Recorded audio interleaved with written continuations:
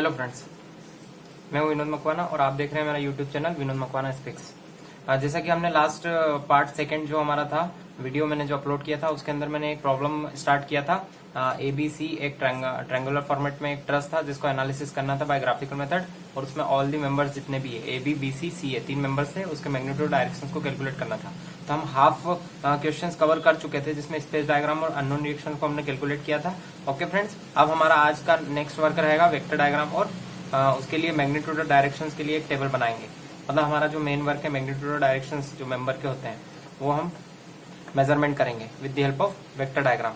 सो हम स्टार्ट करते हैं फ्रेंड्स। जैसा कि आपको वेक्टर डायग्राम में दिखाई दे रहा है PQRS जो कि हमने यहाँ पे शो किए हैं स्पेस डायग्राम में। ठीक है फ्रेंड्स, तो मैं स्टार्ट करता हूँ कि हमने PQRS नोमेनक्लेचर किस टाइप से दिया है। ठीक है, आपका फर्स्ट वर्क स्पेस डायग्राम होता है, find unknown reaction. Second work होता है, सेकंड स्टेप होता है जब आपका थर्ड वर्क होता है वेक्टर डायग्राम। इसी के अकॉर्डिंग हम इसी के थ्रू तो हम निकाल पाएंगे कि मैग्नीट्यूड और डायरेक्शंस क्या है, कितना है और किस डायरेक्शन में। ओके फ्रेंड्स, तो हम स्टार्ट कर रहे हैं कि आप देखो जब हमने PQRS किस टाइप से हम नेम देते हैं। देखो मैं ये बता रहा हूँ, कंसेप्ट याद रखें कि जब कोई मेंबर होता है उसके दोनों एंड पे अगर कोई लोडिंग लग रहा है तब हम उसे नाम दे सकते हैं। ठीक है, अगर जैसे A पर लोडिंग नहीं लगता और B पर लगता तो हम उसे नेम नहीं देते हैं।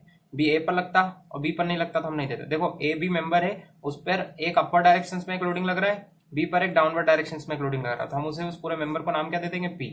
अब क्लॉकवाइज डायरेक्शन में हम चलेंगे, इसे हमने नाम दिया P। अब देखिए यहाँ पर एक B पॉइंट पर एक डाउनवर्ड डायरेक्शन में एक लोडिंग लग रहा है, C पॉइंट पर एक अपर डायरेक्शन में लोडिंग लग रहा है, तो हम उसे क्या नेम दे देंगे, Q, PQ। ओके फ्रेंड्स, अब देखिए ये AC मेंबर है, AC मेंबर पे C पर एक अपर डायरेक्शन में लग रहा है लोडिंग रिएक्शंस और एक A पॉइंट पर लग रहा है अपर डायरेक्शन में रिएक्शंस, तो हम उसे नेम क्या दे देंगे, R। ठीक है ओके फ्रेंड्स, अब हम स्पेस डायग्राम बनाने तो 3D के अंदर क्या होगा, क्या हमें एक इनवर्ट डायरेक्शंस में इनर साइड में हमें एक पॉइंट देना पड़ेगा S। ठीक है ओके फ्रेंड्स, जो कि बैकवर्ड डायरेक्शंस में होगा, बैक साइड में होगा। ठीक है, अब हमें इसे प्लॉट करना है। तो फ्रेंड्स अब हमने 1 metre equal 2 centimetre distance consideration में हमने इसका यूज कर लिया था इस स्केल का, बट हमने जो लोडिंग कंडीशन में जो लोडिंग का कंसिडरेशन लिया था 1 किलोन्यूटन इक्वल 2 सेंटीमीटर, इसका हमने यूज नहीं किया, उसका यूज अब होगा। मतलब हम लोड को कंसिडर करेंगे सेंटीमीटर के फॉर्मेट में, किलोन्यूटन को सेंटीमीटर के फॉर्मेट में। देखिए अब हमें क्या करना पड़ेगा, PQRS प्लॉट करना पड़ेंगे यहाँ पे। ठीक है, तो जब हम P पॉइंट को हम एजम्पशन में लेंगे, स्टार्ट कर देंगे P पॉइंट से, फिर हम उससे Q पॉइंट पे जाएंगे, फिर R S। तो फ्रेंड्स जैसा कि हमने जब स्पेस डायग्राम को बनाया था तो हमने स्टार्ट कैसे किया था, A पॉइंट से हम C पॉइंट, हमने AC मेंबर में A पॉइंट को सिलेक्ट किया था एजम्पशन में।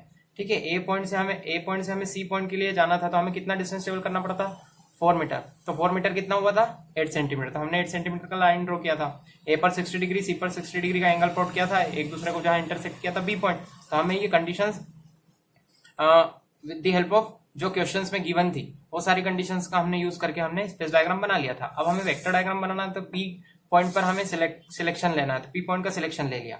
अब P पॉइंट से हमें Q पॉइंट पर जाना है, मतलब P मेंबर से हमें Q मेंबर पे जाना है। तो हम किस लोडिंग को क्रॉस करके चल रहे हैं, 5 किलोन्यूटन, जो कि डाउनवर्ड डायरेक्शन में। तो 5 किलोन्यूटन कितना हो जाएगा, 1 किलोन्यूटन इक्वल 2 सेंटीमीटर, तो 5 किलोन्यूटन 2 इंटू 5 10 सेंटीमीटर। मतलब हमें P पॉइंट से, अगर हमने P पॉइंट सिलेक्ट किया है तो डाउनवर्ड डायरेक्शंस में अगर ये 5 किलोन्यूटन फोर्स लग रहा है तो हम P पॉइंट से डाउनवर्ड डायरेक्शंस में Q हमें मिलेगा। ठीक है, तो हम क्या करेंगे, P पॉइंट से रोलर स्केल की हेल्प से P पॉइंट पर रोलर स्केल को रखकर हमें 10 सेंटीमीटर का डाउनवर्ड डायरेक्शंस में एक डिस्टेंस ट्रेवल करना पड़ेगा, जो कि उसका एंड क्या होगा, उस पॉइंट को हम क्या बोलेंगे, Q पॉइंट। ठीक है, और उसे हम क्या शो कर देंगे, 5 किलोमीटर। ओके फ्रेंड्स, सो हमें P से Q मेंबर मिल चुका है, मतलब पॉइंट मिल चुका है। अब Q से हमें R जाना है, तो Q से R जाने के लिए हमें कौन सा लोड क्रॉस करना पड़ रहा है, मतलब ये रिएक्शन जो कि हमने फाइंड आउट की थी। ठीक है फ्रेंड्स, अब आपको समझ में आ रहा होगा कि हमने अननोन रिएक्शंस क्यों फाइंड आउट की। ठीक है, जब RC पे अपर डायरेक्शन में लग रहा है तो अपर डायरेक्शन में 2.5 किलो न्यूटन लग रहा है, तो 2.5 किलो न्यूटन कितना हो जाएगा, 5 सेंटीमीटर। तो हम जब Q पॉइंट से R पॉइंट पे जाएंगे तो अपर डायरेक्शन में कितना चलेंगे हम सेंटीमीटर में, 2.5 kilo Newton, that means 5 centimetre. तो Q पॉइंट से हम अपर डायरेक्शन में चलेंगे तो कितना सेंटीमीटर चलेंगे, 5 सेंटीमीटर, जिसे हम शो कितना करेंगे, 2.5 किलो न्यूटन। ओके फ्रेंड्स, तो रोलर स्केल को आप रखना Q पॉइंट पर और अपर डायरेक्शन में चलना 5 सेंटीमीटर।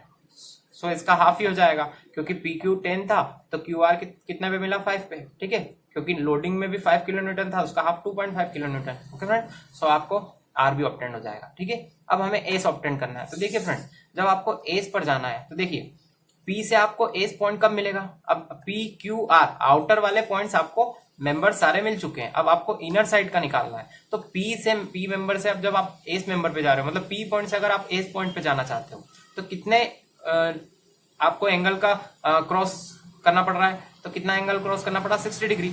मतलब पी पॉइंट पर 60 डिग्री एंगल बनाओगे तो आपको एस पॉइंट मिलेगा। अब आपको डिस्टेंस नहीं पता। अब देखिए पी पॉइंट पर आप रोलर स्केल रखिए, अब आपको इस 60 डिग्री रोलर स्केल में दो डायरेक्शंस में मिलेगा, एक अपर ऊपर भी मिलेगा, एक नीचे भी मिलेगा। तो अब देखिए यहाँ एक्सिस अगर आप बनाते हो तो ये वाला जो ये मेंबर है ये डाउनवर्ड डायरेक्शन में जा रहा है। अगर आप यहाँ पी पॉइंट पर एक्सिस बनाते हैं तो डाउनवर्ड डायरेक्शन वाला ही 60 डिग्री लोगे। क्यों? क्योंकि ये पैरेलल भी है इसके और डाउनवर्ड है। तो पी पॉइंट पर एक 60 डिग्री का एंगल प्लॉट करोगे, उसे एक्सटेंड कर दोगे। ओके फ्रेंड्स, अब सिमिलरली देखिए एस पॉइंट लाने के लिए अब आपको डिस्टेंस नहीं पता है तो दो कंडीशन का यूज करना पड़ेगा। जैसे पी से एस पर 60 डिग्री, सिमिलरली क्यू से एस पॉइंट पर जाने के लिए भी आपको 60 डिग्री कवर करना पड़ रहा है, क्योंकि एस का कनेक्शन तो क्यू से भी है। ठीक है, तो क्यू से एस जाने के लिए आपको 60 डिग्री एंगल प्लॉट करना पड़ेगा। तो देखो फ्रेंड्स, आपको क्यू पॉइंट पर रोलर स्केल को रखना होगा। अब आप समझ चुके होंगे कि ऊपर अपर डायरेक्शन में बनाना है कि डाउनवर्ड में। क्यों? क्योंकि देखिए इसमें ये वाला जो डायरेक्शन है, अगर यहाँ पे हम एक्सिस प्लॉट कर रहे थे अपर डायरेक्शन में जा रहा था, हम यहाँ अपर डायरेक्शन में क्या बना देंगे? एक 60 डिग्री का एंगल प्लॉट कर देंगे। ठीक है, और ये दोनों 60 डिग्री एक दूसरे को जहां इंटरसेक्ट करेंगे उस पॉइंट को हम क्या बोलेंगे? एस। ओके फ्रेंड्स, अब पी क्यू आर एस चारों पॉइंट मिल चुके हैं। ठीक है, अब मुझे एक बात बताइए, जो एस आर को मैंने कनेक्ट क्यों किया? देखिए अब मैंने यहाँ पे 60 डिग्री एंगल भी लिख दिया, यहाँ पे 60 डिग्री एंगल लिख दिया। अब एस आर का कनेक्शन देखते हैं कि एस से आर पॉइंट पे जाने के लिए मुझे कितने एंगल को कवर करना पड़ रहा है। तो मुझे एक बात बताइए, जब ये एंगल क्या होता है? स्ट्रेट लाइन तो 180 डिग्री का एंगल होता है। मतलब एस से मुझे आर जाने के लिए 180 डिग्री लाइन 180 डिग्री का लाइन एक्सटेंड करना चाहिए, है ना, क्योंकि एंगल 180 डिग्री है। तो 180 डिग्री एस से आर जाने के लिए, तो जब एस से आर को हम मिला देंगे तो ये एक स्ट्रेट लाइन बन जाएगा, तो ये 180 डिग्री हो जाएगा। तो एस से आर को हमने ज्वाइन कर दिया। Okay friends, P Q R S हम प्लॉट कर चुके हैं। अब हमारा वर्क क्या है? देखिए फ्रेंड्स, अब हमें तो मैग्नीट्यूड निकालना है और हमें डायरेक्शंस निकालना है। तो देखिए अब हम क्या करते हैं? मैग्नीट्यूड और डायरेक्शंस की बात करते हैं। तो हम पहले डायरेक्शंस की बात कर लेते हैं। ठीक है फ्रेंड, अब मैंने जो यहाँ पे डायरेक्शन शो की आपको दिखाई दे रही होगी। ठीक है, और यहाँ पे जो डायरेक्शंस मैंने जो दिखाई दे रही होगी आपको ब्लैक कलर में दिखाई दे रही होगी। तो ये डायरेक्शंस क्यों दी मैंने, किस टाइप से दी, वो आप समझिए। ठीक है, फिर हम डिस्टेंस का मेजरमेंट करेंगे तो हमें उसका मैग्नीट्यूड भी पता चल जाएगा और हमारा क्वेश्चन कंप्लीट हो जाएगा। अब देखिए हमें सिलेक्ट करना पड़ता है उसके लिए पॉइंट। देखिए अब आपके पास हॉरिजॉन्टल एक्सिस पे कितने पॉइंट है? 2 पॉइंट है, एक ए पॉइंट एक सी पॉइंट। अगर आप ए पॉइंट को सिलेक्ट करते हो तो उससे कनेक्टेड मेंबर की आपको डायरेक्शंस मिलेगी। आपको ए बी मेंबर की भी मिल जाएगी, ए सी मेंबर की भी मिल जाएगी। सिमिलरली देखो, आपको सी पॉइंट अगर सिलेक्ट करते हो तो आपको एसी की भी मिल जाएगी, बीसी की भी डायरेक्शन मिल जाएगी। अब एसी की तो पहले ही मिल चुकी है, अब ओनली केवल सी पॉइंट सिलेक्ट करने से हमें बीसी की मिलेगी। तो इसलिए आप नेक्स्ट क्वेश्चन हम जब भी करें तो आप इस कंसेप्ट को याद रखें कि आपको क्या करना है, हॉरिजॉन्टल एक्सिस पे जो पॉइंट होंगे उसे हमें सिलेक्ट करना है। ठीक है, और उसके पैरेलल हमें यहाँ पे डायरेक्शंस मतलब लाइन को फाइंड आउट करना है कि कौन सा है। देखिए अब पी पर हमें ये ए पॉइंट है तो ए पॉइंट को आप फोकस कीजिए। ए पॉइंट पर हमें पी क्यू आर एस के फॉर्मेट में कैसे चलना पड़ेगा? देखिए clockwise, P S R P, P से एस, एस से आर, आर से पी चलेंगे तो हमें ए पॉइंट पर जितने भी डायरेक्शंस के फोर्सेस लग रहे होंगे हमें पता चलेंगे, पी एस आर पी। ठीक है फ्रेंड्स, जैसा कि मैंने यहाँ पे लिख रखा है पी एस आर पी। ठीक है, तो ये फर्स्ट कंडीशन है। ठीक है, ये सेकंड होगी, मैं बताता हूँ।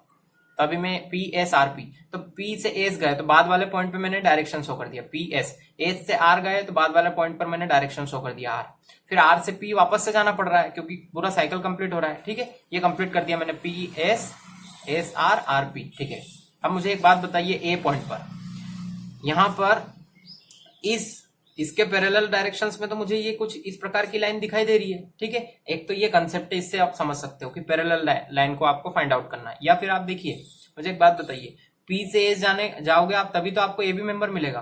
तो तब जब आप पी से एस जाओगे तभी तो आपको ए बी मेंबर मिलेगा। तो ए बी मेंबर की डायरेक्शंस भी कौन देगा? जो पी एस की डायरेक्शंस होगी, है ना। वैसे भी समझ सकते हो और एक पैरेलल से भी समझ सकते हो। तो पी से एस जा रहे हो तो किस, ये यहाँ पे जो पॉइंट है ए, तो ये वाली डायरेक्शंस इसको क्या कर रही है?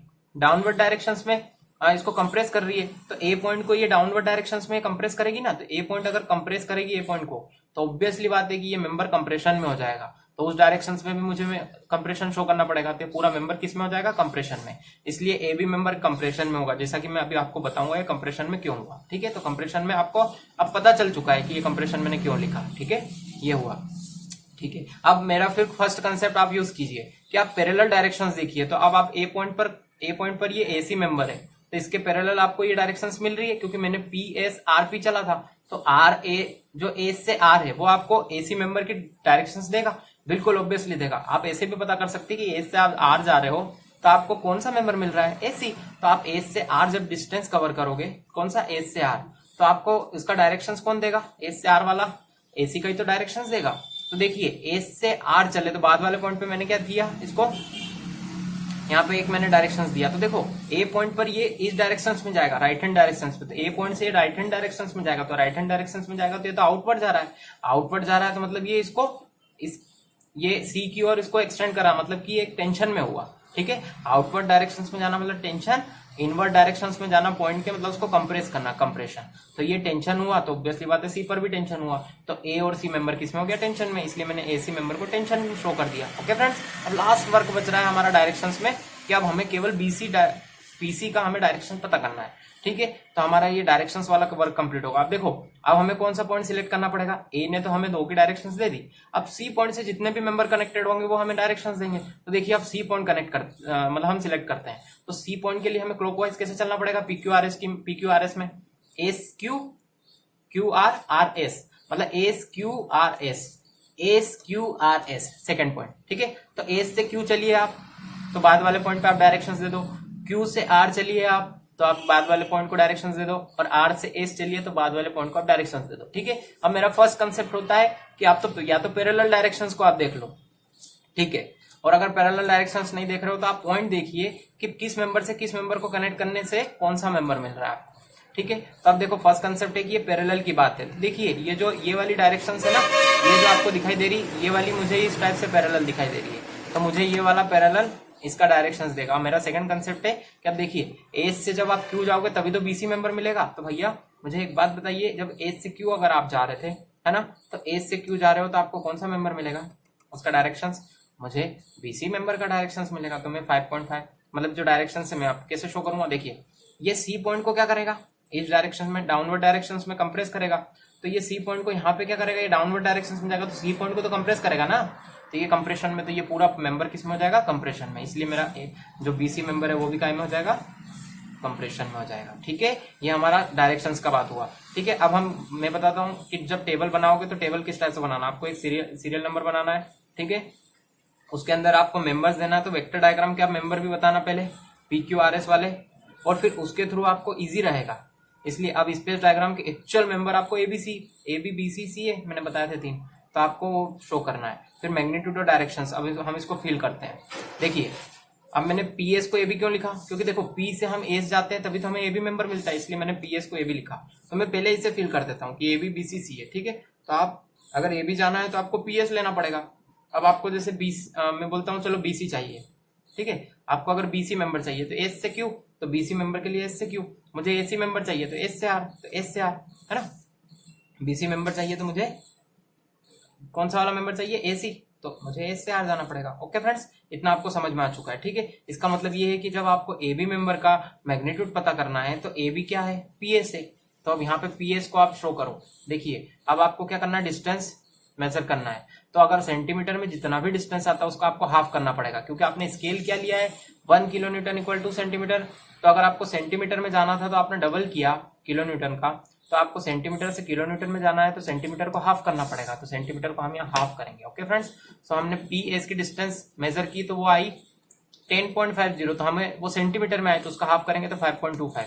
तो S जो P है, PS का डिस्टेंस हमें मिला 5.25 किलो न्यूटन, सेंटीमीटर में 10.50, सो किलो न्यूटन में 5.25। तो AB का जो मैग्नीट्यूड है 5.25 किलो न्यूटन। ठीक है, अब हम देखो S R जाना है तो S से R चाहिए। S से R का डिस्टेंस हमने मेजर किया तो हमें 4.75 आया। क्यों, क्योंकि इसका डबल सेंटीमीटर में आया तभी तो मैंने इसका हाफ किया। ठीक है, तो एस से आर वाले को हमने ये डिस्टेंस बता दिया, तो वो सेंटीमीटर में जो आया उसका हाफ किया तो हमें किलोन्यूटन पता चला। एस से क्यू का मेजर किया, एस से क्यू का मेजर किया तो जो आया जैसे 5.5 मतलब 11 सेंटीमीटर आया, तो 11 सेंटीमीटर को हाफ किया तो कितना हो गया 5.5 किलोन्यूटन। ओके फ्रेंड्स, तो एस से क्यू वाला जो है और मैंने बीसी का 5.5 किलोमीटर। ठीक है, आपका वर्क हो चुका है। मैंने ये कंप्रेशन क्यों लिखा है ये मैं बता चुका हूँ, क्योंकि अब एक बार और देख लें कि एबी मेंबर क्या है, तो एबी मेंबर कंप्रेशन में तो मैंने लिख दिया कंप्रेशन में, एसी मेंबर टेंशन में तो मैंने लिख दिया टेंशन, बीसी मेंबर कंप्रेशन में आया था अगेन लास्ट टाइम मैंने बताया था अभी, तो बीसी को मैंने टेंशन कंप्रेशन में लिख दिया। ठीक है, प्लस सी कंप्रेसिव है यहाँ पे, टी टेंसाइल है, और हमें डायरेक्शन फाइंड आउट करने के लिए क्या करना पड़ेगा, पहले ए पॉइंट सिलेक्ट करना पड़ेगा, फिर सी पॉइंट। ए पॉइंट पे जितने मेंबर होंगे उसकी डायरेक्शन पता चलेगी क्लॉकवाइज डायरेक्शन में, और सी पॉइंट पर भी क्लॉकवाइज डायरेक्शन में। ओके फ्रेंड्स, अब मैं जो नेक्स्ट वीडियोस अपलोड करने वाला हूं उनमें मैं अब कंपाउंड ट्रस के प्रॉब्लम्स भी लेने वाला हूं। Okay friends, thank you very much.